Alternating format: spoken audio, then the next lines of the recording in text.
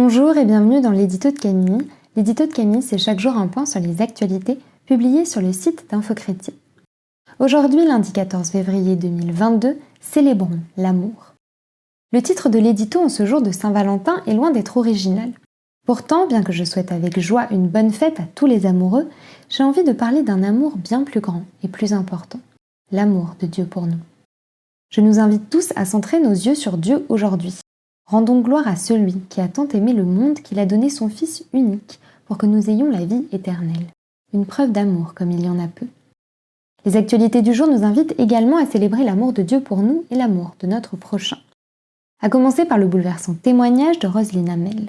Alors que le procès des complices présumés des bourreaux de son frère, le père Jacques Hamel, assassiné en juillet 2016, débute ce lundi, Roselyne Hamel, interrogée par Info Chrétienne, évoque sa souffrance, son deuil difficile mais aussi la grâce de Dieu dans sa vie, qui lui a permis de se tenir debout et de ne pas se laisser envahir par la haine. Un témoignage d'amour et de résilience qui force l'admiration et qui l'a mené jusqu'à prendre contact avec la mère d'un des assaillants de son frère. Alors que les craintes d'une invasion russe en Ukraine sont de plus en plus vives, les chrétiens ukrainiens déploient leurs armes, la prière et l'adoration. Les gens sont inquiets, mais nous les encourageons à se tourner vers Jésus de toutes nos forces, car ce n'est que par la prière que nous pouvons maintenir la paix dans notre pays, a déclaré Kizmenko Dmitro, pasteur de l'église New Generation de Lviv. Embla Ademi est une petite fille âgée de 11 ans porteuse de trisomie.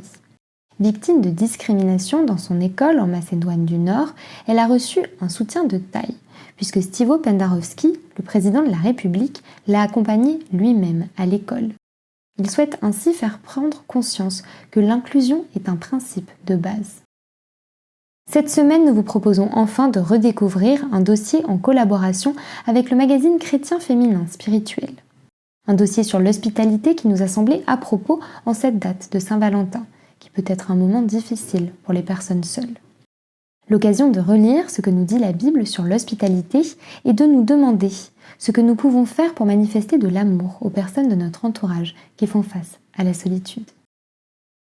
Voilà pour les nouvelles du jour, je vous souhaite une très bonne soirée, soyez bénis.